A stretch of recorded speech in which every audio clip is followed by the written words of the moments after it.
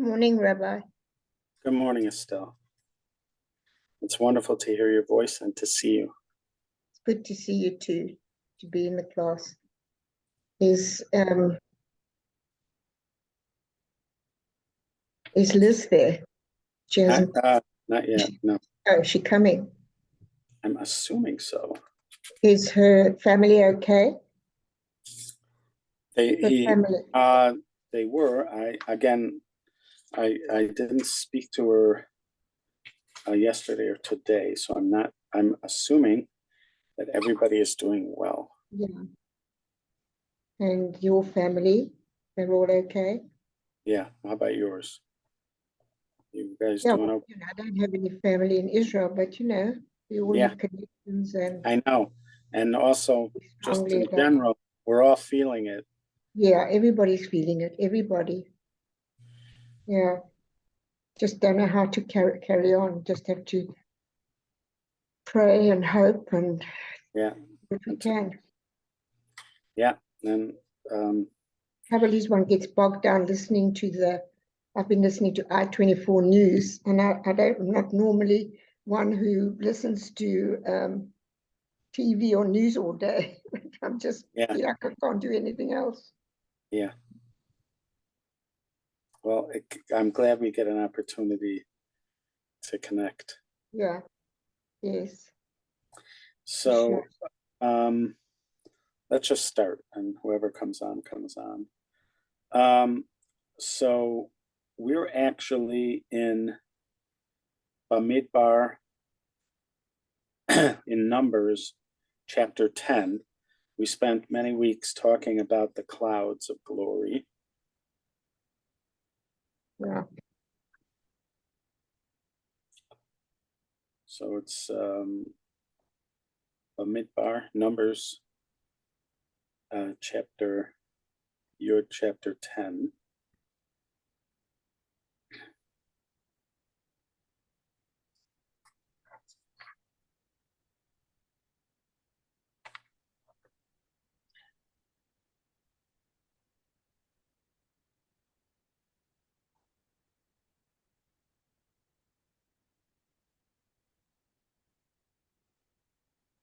Do you have it? You're almost there.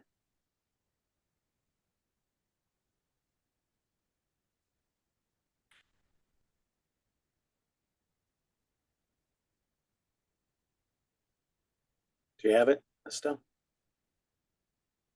Yeah. Okay. So maybe I'll read. Now.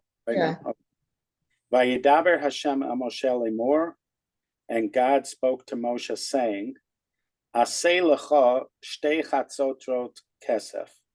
Make for you 2 trumpets. That's how they're usually, this word is usually translated, trumpets, out of silver. Miksha ta'aseh otam, you shall make them out of, I guess, one piece.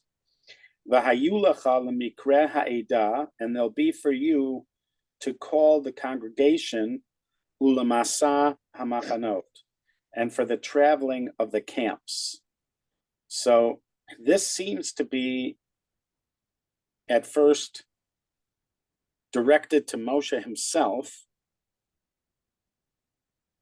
that he should have these trumpets for the purpose of calling the community together and for travel, because they would travel in a kind of orderly, almost military formation when they traveled in the desert.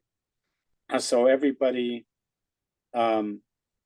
obviously there had to be some announcement that we're all walking.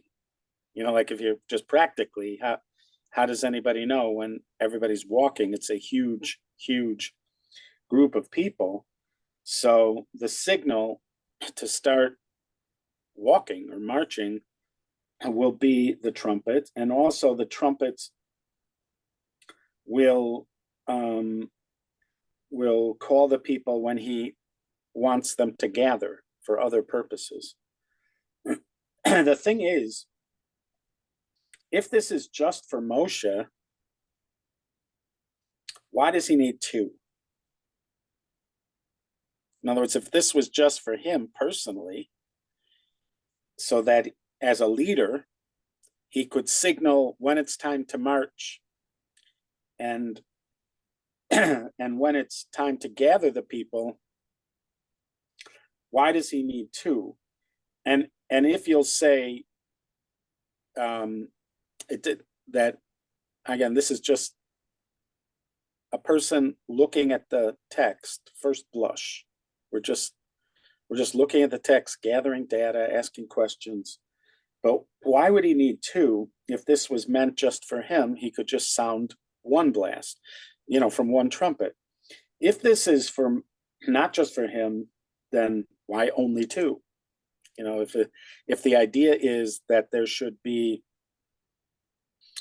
more than one, so that people could signal, maybe you need people at different places in the camps or whatever to make sure that everybody hears it, then why only two? So the number two is interesting, catches our attention. V'taku bahen, and you'll sound them. That word tekiah is the word we use to describe the sounding of the shofar. So you'll sound them. Specifically, when we use that tekiah, it's one sound. Like when we talk about the shofar blowing, we have three words: tekiah, shvarim, trua. So when we say those words, what we mean is a long or longer single blast. Then shvarim is broken up. It means broken up. So, and it's three sounds. And then trua is a longer broken up group of sounds. But who knows?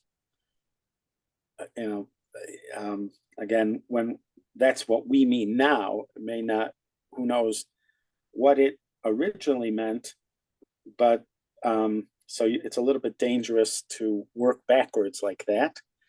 But tekiah typically means the sounding of the shofar, and it's usually like a single blast.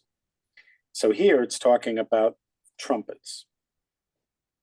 V'noadu elecha kol ha'eda. So if you blow with them, all of the community will gather to you, El Pesach Ohel Moed, to the opening of the tent of meeting. Now I've used three different words for the same root word. The word Edah, which was the first one to come up in verse 2, I translated that as community or congregation. The word V'noadu, which is a verb, also based on that root, to gather, I translated as to gather. And then Ohel Moed, the tent of meeting, it's also that same word. So you have, in other words, it's built on the same root. So you have Edah, which is a community, Ohel Moed, which is a tent of meeting, and the word gathering, they're all built of the same root, which is all interesting. V'im ba'achat yitka'u, v'noadu alecha hanesi'im roshe alafim Yisrael. And if one, they will blow,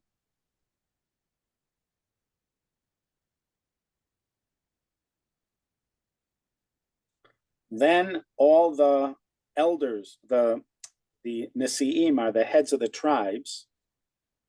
The heads of the thousands of Israel will gather.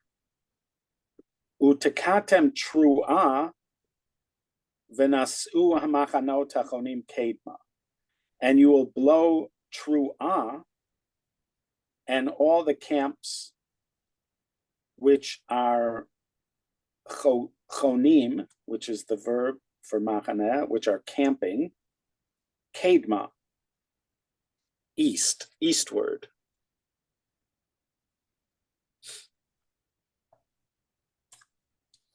So here we introduced a new word for sounding, and that's the word tru'ah.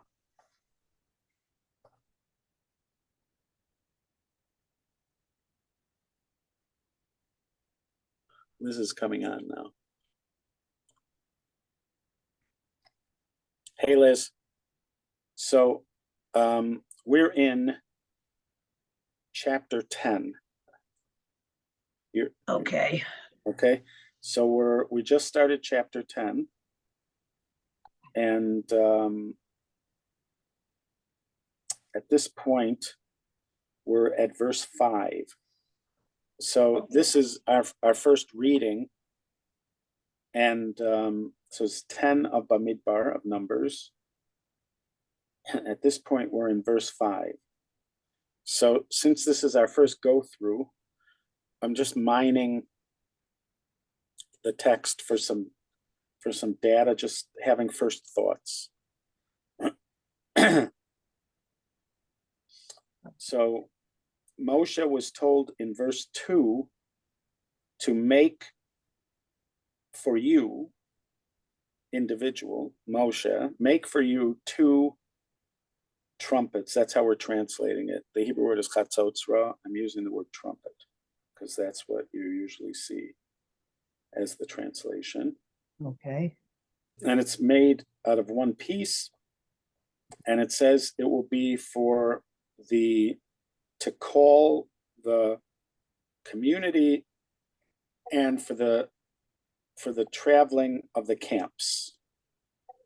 And then, all right, so far, amongst the data that we're mining is the fact that it seems like the original command so far is just to Moshe, and that these trumpets would be for Moshe to use. That's what it seems at first, because it says make for you, and then they will be for you a way of like calling a meeting or telling people it's time to travel. Then it's vitak'u bahen. So now in this verse, it doesn't seem like he's the one expected to actually blow these. Because it says vitak'u bahen, and they will blow with them and gather to you all the community to the tent of meeting. So because the question we had was at first that why are there 2? If this is just for him to use, then why does he need 2? He should only need 1. The other question was, if this is for more than one person to use, then why only 2? So in verse 3, it seems to clarify that this is not for him to use, but that others will blow it in order to gather the community to him. Another thing, some data that we mined was that there are different words. One of the prominent, at least roots that's coming up here in verse 2 and in 3 and in 4 is the word edah, or in various forms, ayin daled. So for instance, you have edah, which we often translate to mean community. Edah, they often translate to mean community. And then the verb in verse 3, venoadu, will translate it as, and they will gather, but it's built of the same word, edah. And you have venoadu, they will gather this edah to the ohel moed, which is often translated as a tent of meeting. But all three of those words, moed, noadu, and edah, all seem to be built out of the same root, which is interesting. And then we had so far the word for sounding the trumpets or the horn. You could also say horns, but it's going to be confusing with a shofar, I guess. I don't know. So the word that's used is v'taku, which we're familiar with from the word tekiah, taku or tekiah. And again, I was mentioning to Estelle that when on Rosh Hashanah, when we're blasting the shofar, we have three words to characterize the different way we sound the shofar. One is tekiah, one is shvarim, and one is trua. Tekiah is the one sound, shvarim is the broken up three, and then trua, the many sounds. So again, that doesn't mean that's original meaning. That's how we apply it. But tekiah is the word that's used to sound here. But then in verse 5, it introduces another word for sounding, and that is truah. So in verse 5, we have utikatem truah, and you will blow a truah. So if and in verse 4, not exactly sure what is specifically meant here. The words are v'im ba'achat yitka'u, and if with one yitka'u they will sound. In other words, does that mean they're only using one of the horns or one of the trumpets, or does that mean they're doing one sound? Not clear. But if with one, then that means gathering of the elders, or the heads of the tribes, and the heads of the thousands. If you, Rabbi, it sounds kind of like more than one would be blowing the trumpet, but it would be one same blast.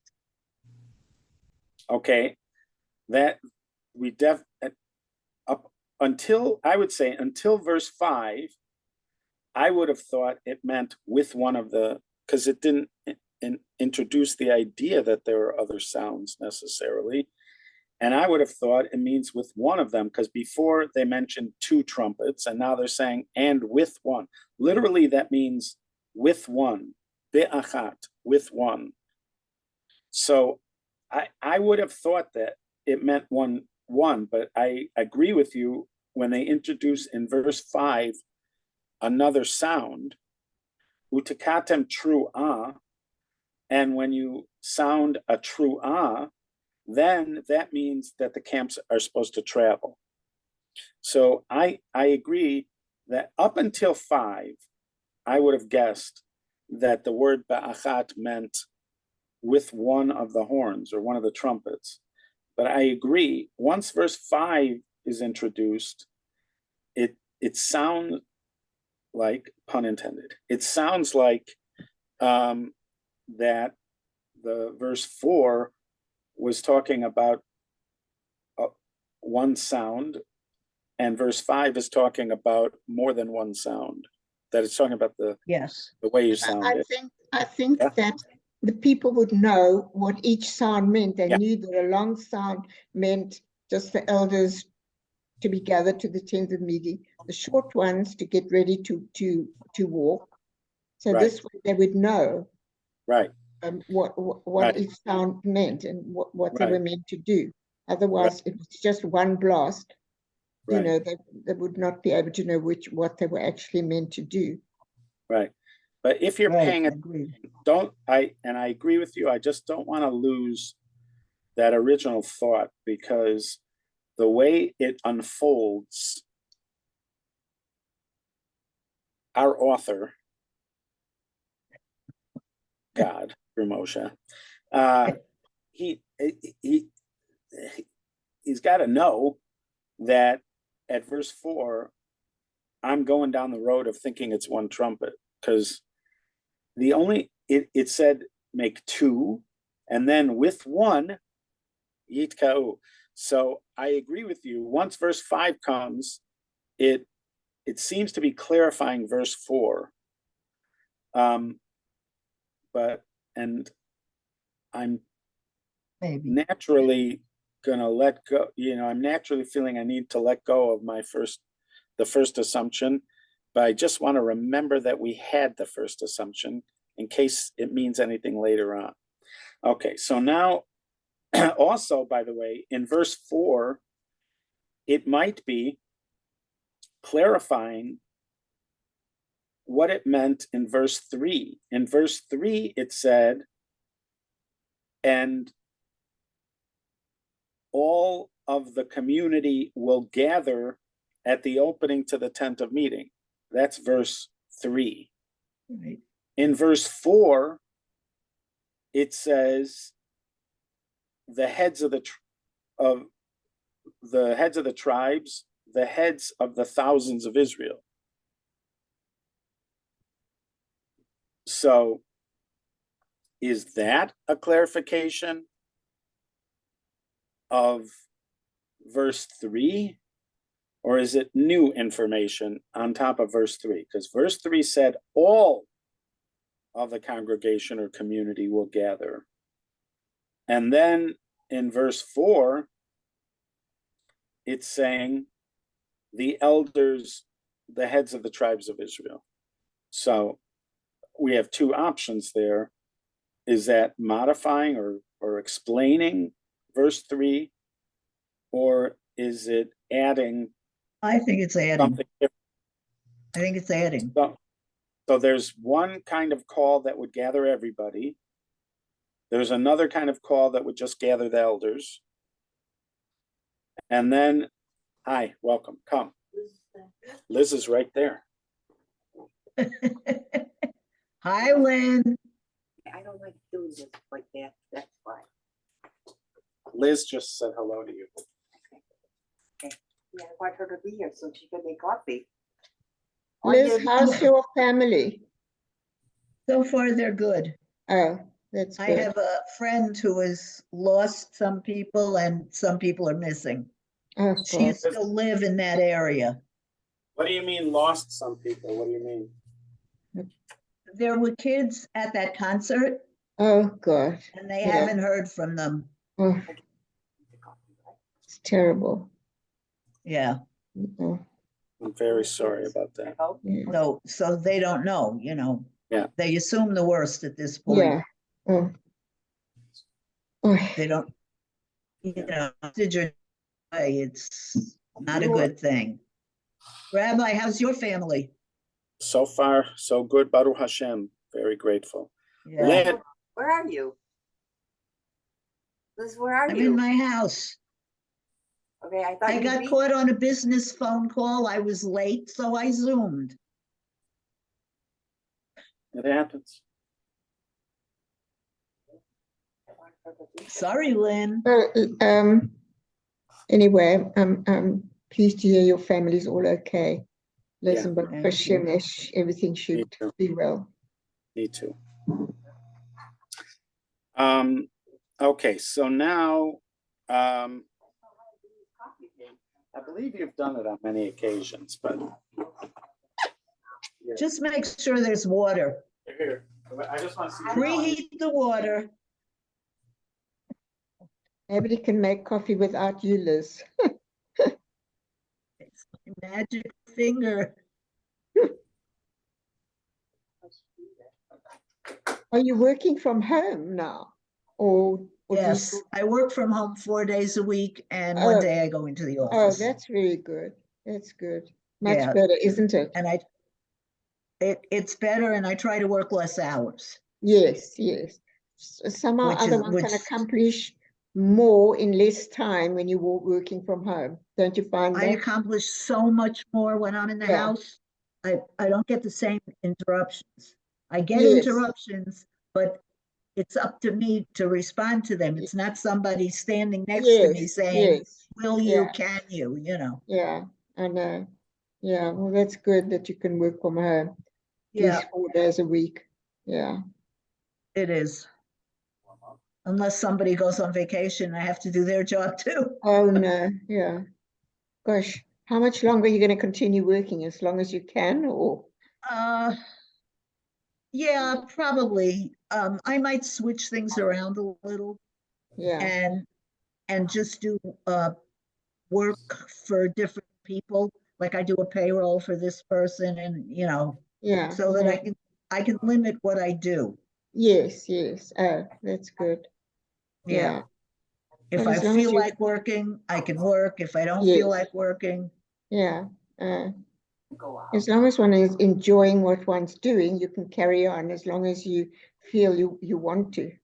exactly, Mm, exactly. Yeah. And so far, you know, even driving into work 1 day a week now, it's not a big deal. It's Yes. fun because you get to see everybody. Yeah. And also you get out kind of thing, otherwise one's Yes, at exactly. I home can all get the out of the time. house, get out of the house Yeah. for a few hours. Yes. Yeah. At least you've got distractions working right now, because it's just so difficult to concentrate on anything.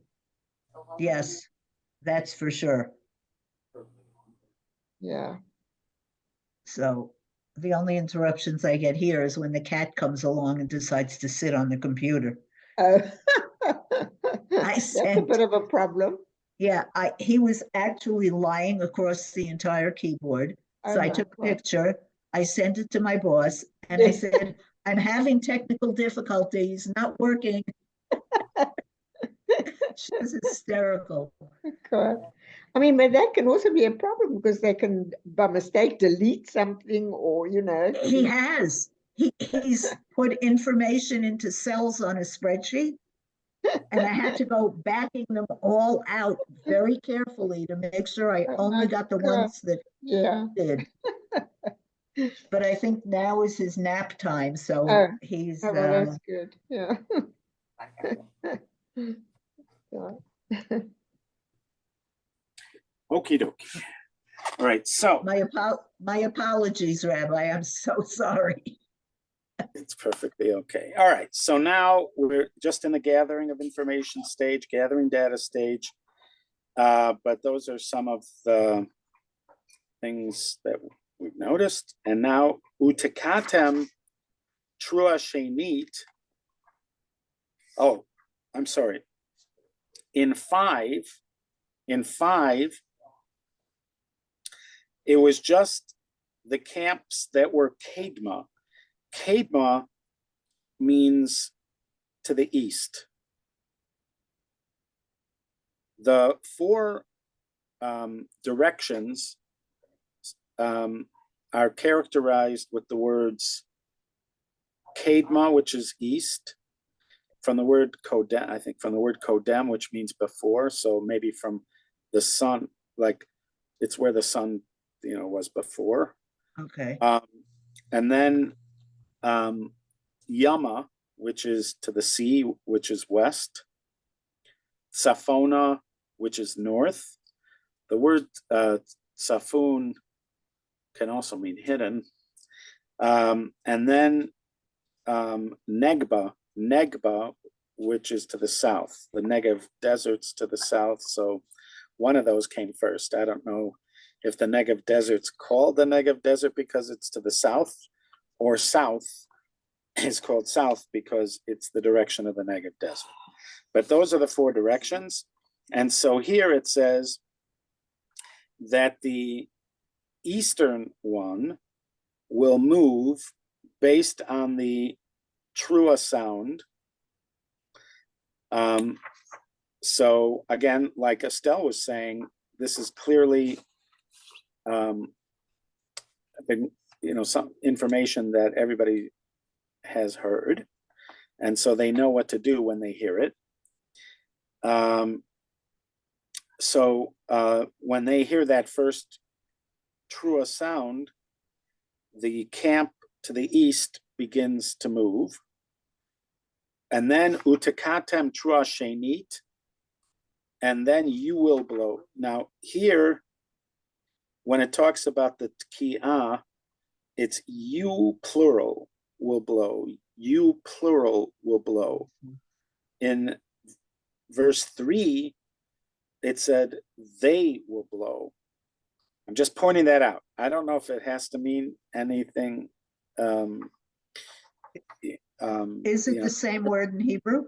Yeah, it's the same word. It's just a different Translation? Well, it's you know how verbs have different verb forms. Yeah. Depending on who you're talking to.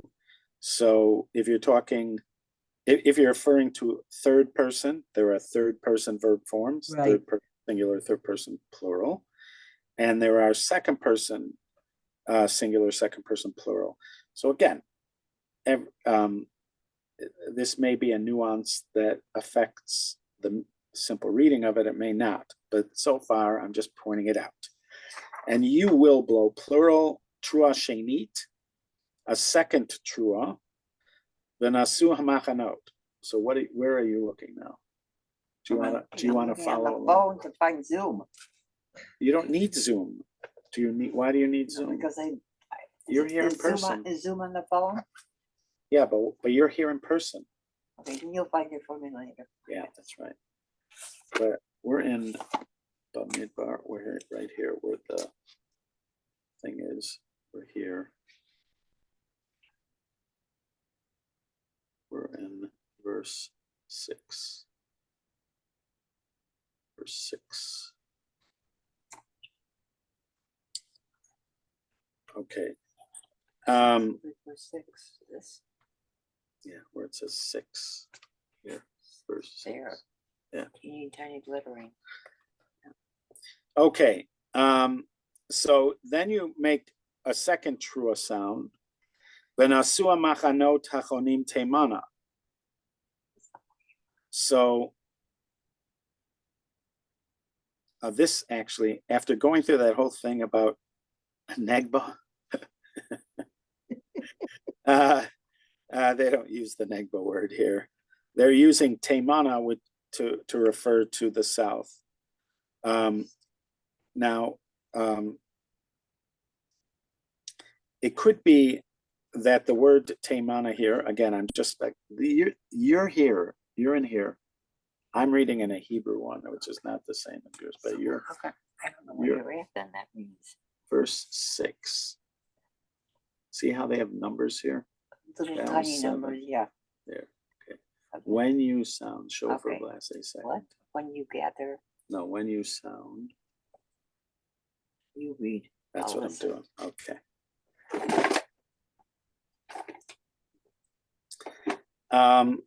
Okay, so here they use the word teimana. Now, it could be that the word teiman has something to do with there was a Yemen, or there's a country, Teiman.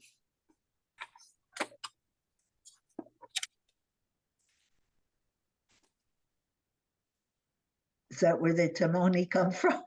Yeah, the Taimani, right. Now that could be referring to the country Teiman, but it also could be referring to. It could also be referring to the word yamin, because if you're facing the east, so your right hand, which is your yamin, is to the south. So that's another option, and I'm sure linguists have worked it all out, but I'm just noticing. All right, trua yitkeu lemasehem. So a trua they will blow for their travels. So for some reason, it seems to be repeating itself. It said, you will blow a second trua, and the camps that are in the south will move. And then it says, Trua they will blow for their travels. For some reason, it doesn't reference the north or west troops. It just refers to the east and the southern. I'm saying troops. It means the camps. It means all the people. Ubakil eta kahal. But when you gather the community, different words, not Ada anymore for some reason, but kahal, which is also a word for community. So when you gather the community, titka'u velo tariu, you sound the tekiah, but not the trua. For some reason, it wants to emphasize this. We noticed it before, that it said tekiah, not trua, but for some reason it's emphasizing this. It's also using different words. Maybe this isn't the same thing as the Ada. Maybe the Ada is, I'm just,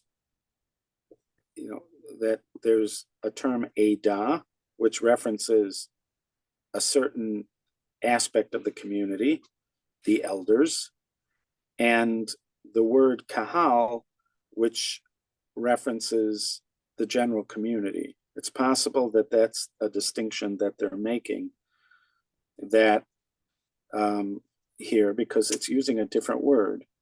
And we saw them what appeared to be modifying the word Ada for community to say it was the Nesi'im and the heads of the thousands. So maybe Ada refers to that classification of people, and Kahal others. This is just speculation from a first reading, because again, we're not accessing commentary. Now we're just looking at the text, gathering data. Ubnei Aaron HaKohanim yitke'u bechatzotzrot. And the sons of Aaron, the Kohanim, will blow or sound the chatzotzrot. So this could be clarifying to us who the ones who actually sound these trumpets are. In the beginning, it sounded like it might be Moshe. Then suddenly it sounded like there were other people blowing it. And now in verse 8, it sounds like it's clarifying that it's the sons of Aaron who will actually be the ones who blow, who sound the chatzotzrot, the trumpets. Vayulachem lechukat olam dorotechem. This is going to be for you an everlasting statute for all generations. Now, this is a surprising thing to say, because they are not going to be traveling in the desert for all generations. They are only going to be in the desert at this point. They're only going to be in the desert another maybe a couple months at this point, because they haven't gotten to the part where they're told they're going to be there for another 38 years. So when it says chukat olam ladorotechem, that suggests that there's going to be gatherings of people in Israel, perhaps, because it said gatherings, it's still used for gatherings of people, that there will be gatherings of people in Israel that are going to happen by the sounding of these trumpets.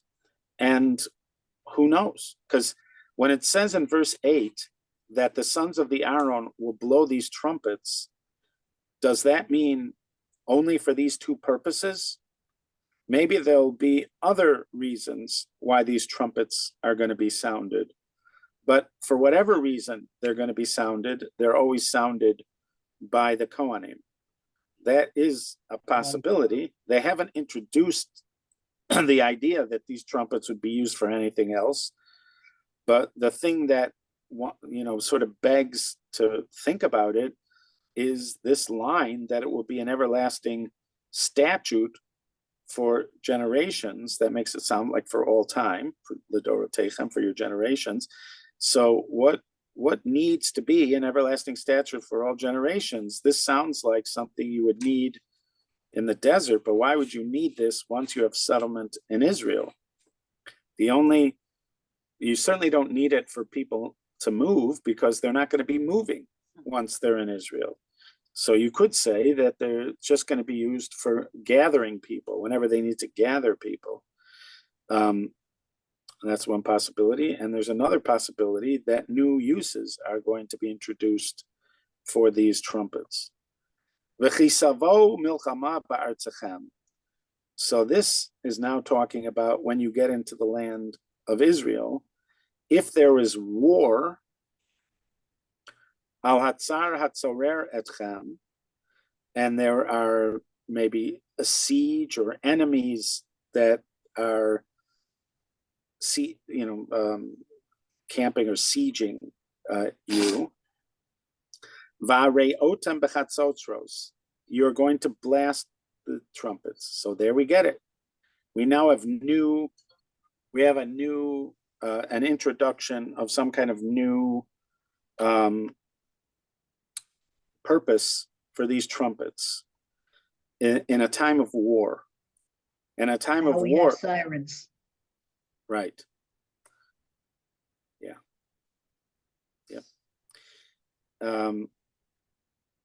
V'nizkartem lifnei Hashem Elokeichem, and you will be remembered before the Lord your God. V'noshatem me'oiveichem, and you will be saved from your enemies. So now, this seems to, at first, it sounded like you're going to blow on with these trumpets to gather for the war. But then, no. In verse 9, the sounding of these trumpets is to call the attention of God, as it were, and to be saved from our enemies. Uvayom simchaschem ubemoadechem uberoshe chodshechem, and also on the days of your joy and your gathering times or holidays and the heads of your months, utekatem bechatzotzrot al olotechem, and you will blast the trumpets on your elevation offerings, val zivchei shlalmechem, and on your peace offerings. So these trumpets are going to be sounded on these days, the days of joy, the holidays or gatherings, and Rosh Chodesh. So it's sort of interesting to think about what these categories are. Rosh Chodesh, first of the month, that's clear. What's the difference between a day of Simcha and a Moed, a time of gathering? So that'll be interesting to figure out. We're also going to blow the Chatzotzrot when the offerings are brought. These are the elevation offerings and the peace offerings, and it will be for you, lezikaron lifnei Elokeichem, as a memory before your before God. Ani Hashem Elokeichem, I am the Lord your God. So we have a kind of unfolding discussion of trumpets. It seems like there are only two, right? It doesn't talk about making more than two. Right. It started off by saying you're going to have these two trumpets. So it sounds like there's always just going to be two. At first, they are going to have a use in the desert, and their use in the desert is to signal gatherings or to signal that we're moving. And then there's going to be a purpose in the land of Israel and that is to, as part of our kind of calling out to God, to ask him to save us in times of war, and then also in the Beit HaMikdash, when it comes to these days of celebration, that we again are calling to be remembered before God. Ani Hashem Elokeichem, I'm the Lord your God. Yeah, so they are silver trumpets. I saw these silver trumpets because at the Temple Institute in Israel, they have made all the various vessels for the temple. Temple.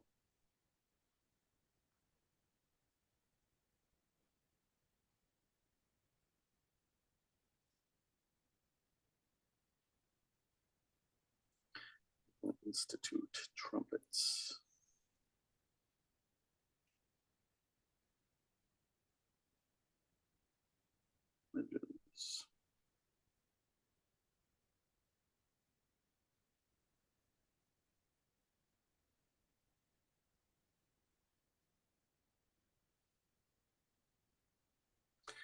So this is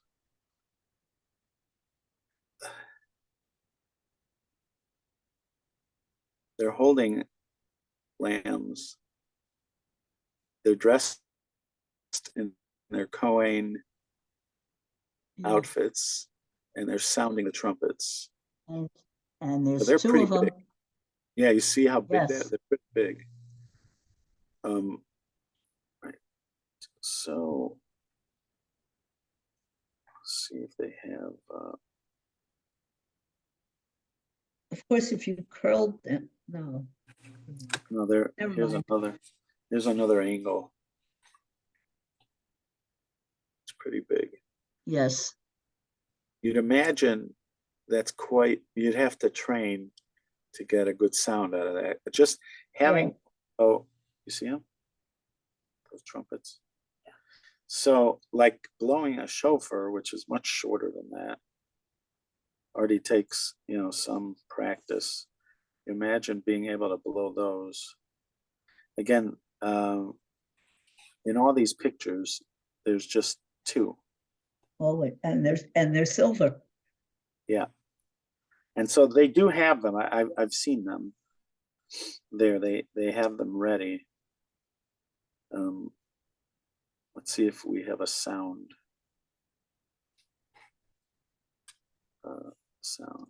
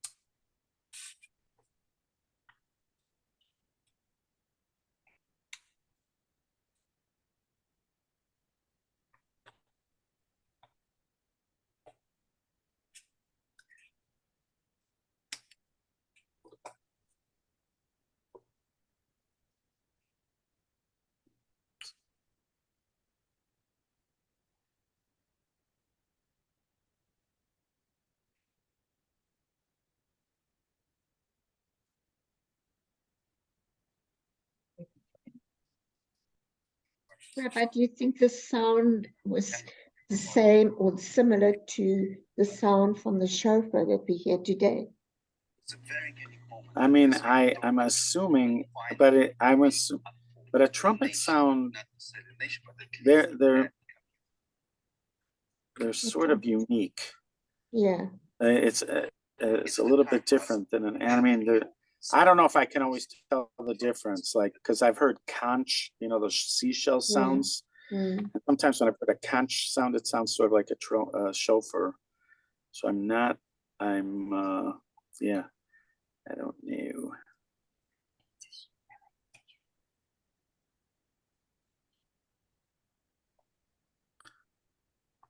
Give me a second here. Might have to go to the ladies' room to get them. I don't know. You know where that ladies' room is? It's just down. Of course, the it's hall. down the hallways. Yeah. Cold. Sorry. Cold. Yeah, sorry. Okay, yeah, so I'm not sure. I tried to get the sound of it. I mean, I'm sure there has to be the sound of it somewhere here. But I'm not seeing it. Temple Institute. They'll probably come up with the shofar instead of the trumpets.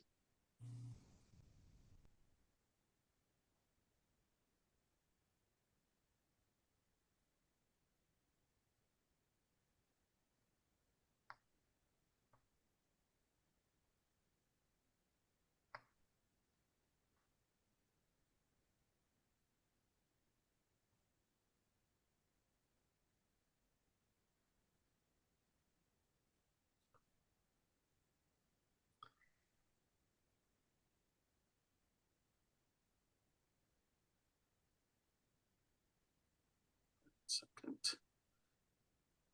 Do it the other way around here. Sound of the trumpets.